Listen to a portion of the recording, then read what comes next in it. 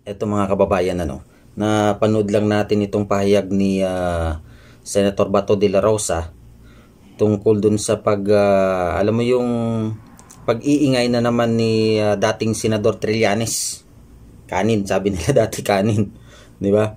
Kasi nga, halos wala naman tong, kumbaga puro ngaw-ngaw lang, kumbaga si Trillanes. Nung nasa sa Senado dati to, parang wala akong nakitang magandang nagawa nito eh. No? Pasintabi diyan sa mga gusto kay Trillanes, Pero bilang isang mamamayang Pilipino, ay halos wala akong nakita talaga sa totoo lang. At sa mga ginawa niya dati, hindi ko nga malaman kung bakit nanalo pa yan nung tumakbo ng senador eh.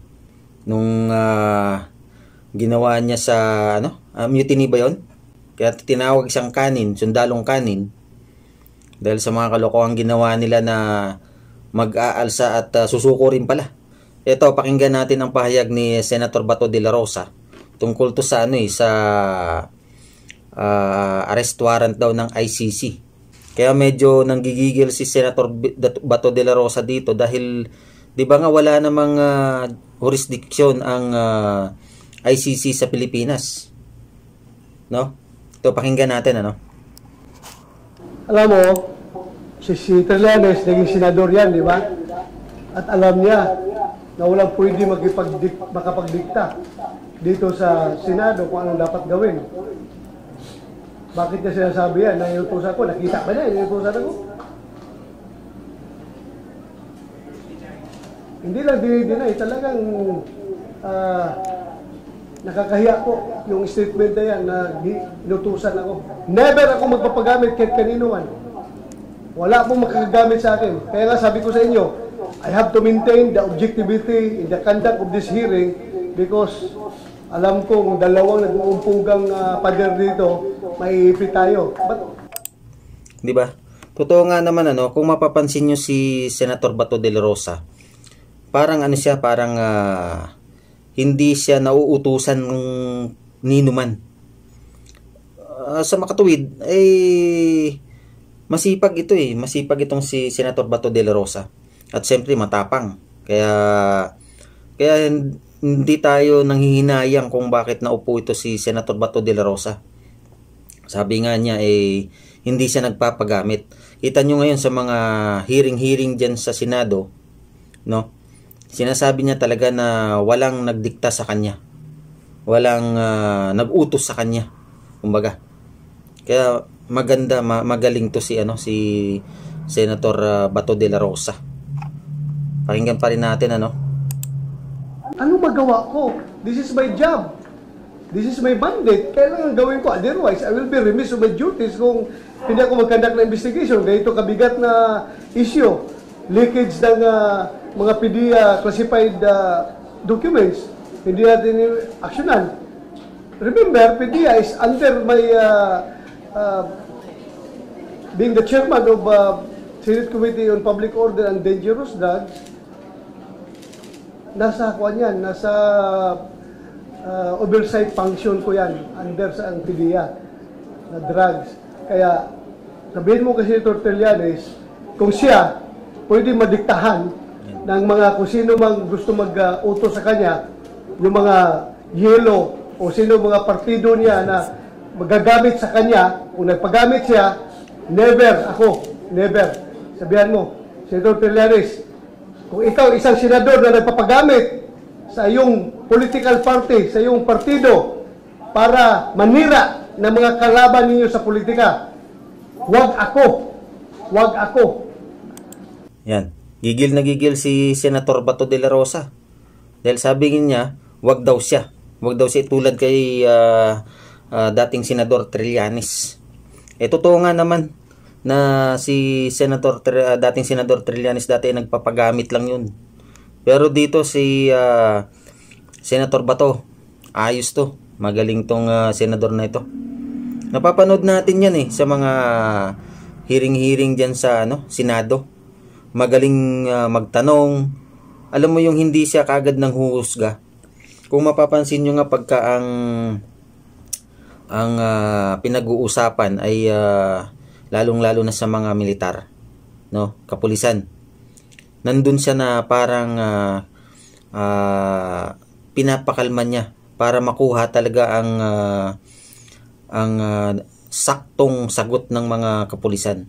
Kasi minsan yung iba diyan pag nagtanong ay parang hinuhusgahan na kaagad, 'di ba?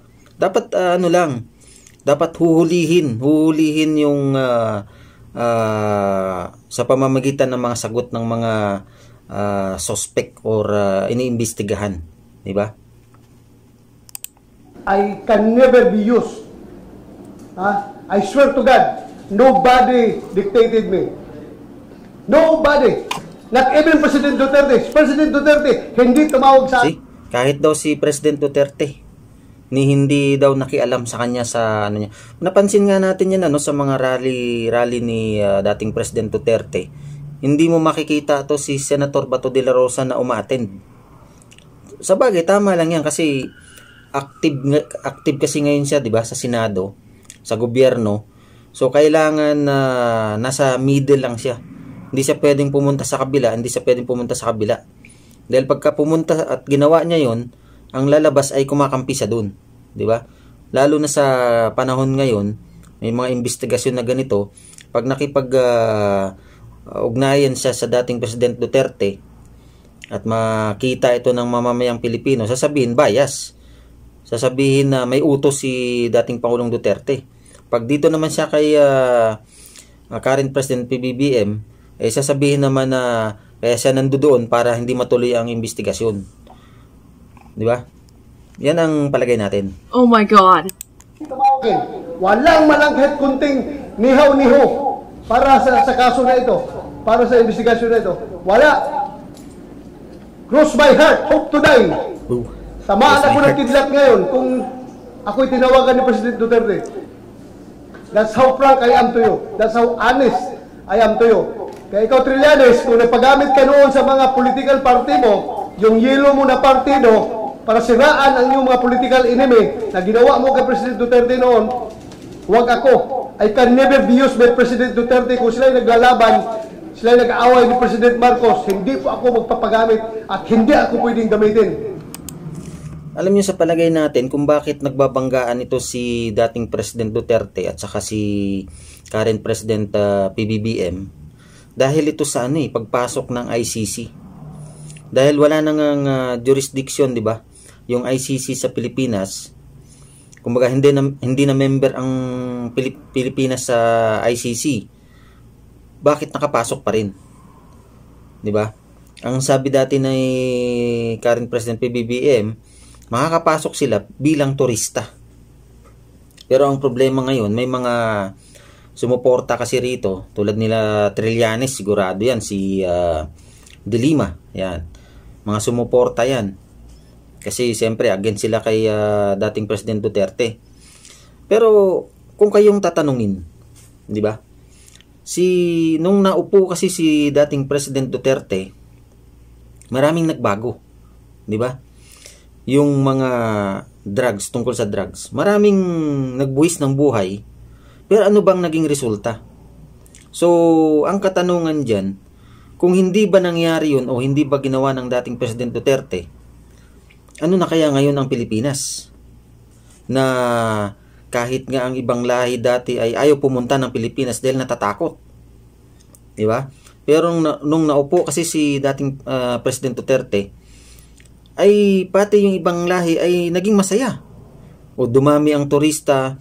Ang sabi nga nila, pwede na tayong gumala-gala sa Pilipinas na hindi natatakot. Diba? So, ito, personal na opinion para sa akin ay malaking tulong. Lalong-lalo na sa mga kabataan. Dahil tayo, nagkakaedad na tayo. So, paano naman ang mga future generation? Next generation, 'di ba? So kung nagpatuloy ang droga, which is ngayon napapansin parang bumabalik. Marami na uling mga pangyayaring hindi kaangay-angay. Yan ang kinakatakutan natin. I'm a rightist.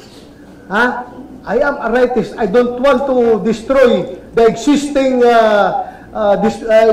establishment. Sumusunod po ako ng batas. Kung si Trillanes ay destabilizer, Senator Bato is, ano ba opposite ng destabilizer? Stabilizer, di ba? Stabilizer. I want a stable government. Stable. I want a stable dispensation. Ayoko po na masira yung ating gobyerno. Kung masira ating gobyerno, masira ating pamumuhay. Di ba? Kaya huwag mo sabihin na ginagamit ako sa isang plot to ousted the president. No! My God! Never! Kaya nga... Tama, no? Sabi nga niya rito, gitna lang siya. Ayaw niyang mag-away itong current administration at sa yung dati. Kung gusto nila mag-away, sila siguro. Pero siya, hanggat maaari ay gitna siya para pigilan, kumbaga. Kaya stabilizer daw siya, di ba? Parang sa sasakyan yan, stabilizer yung nagbabalanse, di ba? So, sinabi rin niya dito na yung mga planong auster na yan, yung pagpapatanggal o papaalis kay PBBM, hindi siya sang-ayon din dyan. Kaya mo si Trillanes, sabihan mo, kung ikaw nagpapagamit sa politika, ako, never ako magagamit, ha? Kung ikaw ginagamit ka noon ng political party mo para siraan si President Duterte, para gibain ang administrasyon ni President Duterte, ako, hindi ako magagamit ni President Duterte. Magkita ni Trillanes. Gigil na gigil si Senator Bato rito, no? Pero tama rin naman siya, tama rin. Pakiulit, hindi ko klaro. Ang sabi po ni former Senator Trillanes is maaari na daw pong mailabas ang ICC warrant by June or July. Tungkol sa Go ahead, make my day, Mr. Trillanes! Sabihan mo! Sige ka lang, ngak yan ang ICC. Sige! Go ahead! Kahit sumama ka pa, mag-serve ng warrant. Sumama ka, ikaw mismo magpusa sa akin. Nanggigil talaga si Senator Bato. Kasi ang pinapalabas ni dating Senator Trillanes, no, na by June lalabas na raw yung warrant ng ICC. Kaya sabi ni Senator Bato de la Rosa, go ahead. Di ba? Pero sa palagay natin, hindi mangyayari yan. May napanood pa tayo niyan, yung interview ni Miss Karen Davila. Sabi nga niya kay Senator Bato de la Rosa, anong plano mo?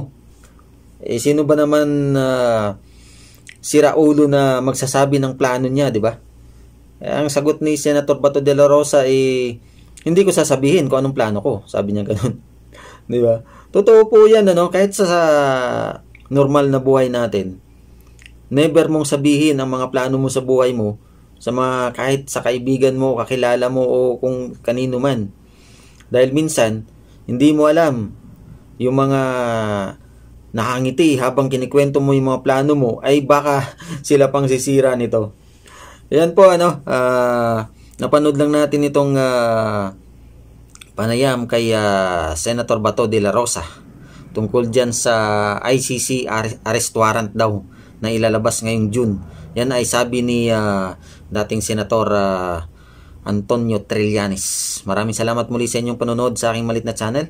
Pagpalain nawang bawat isa. God bless everyone.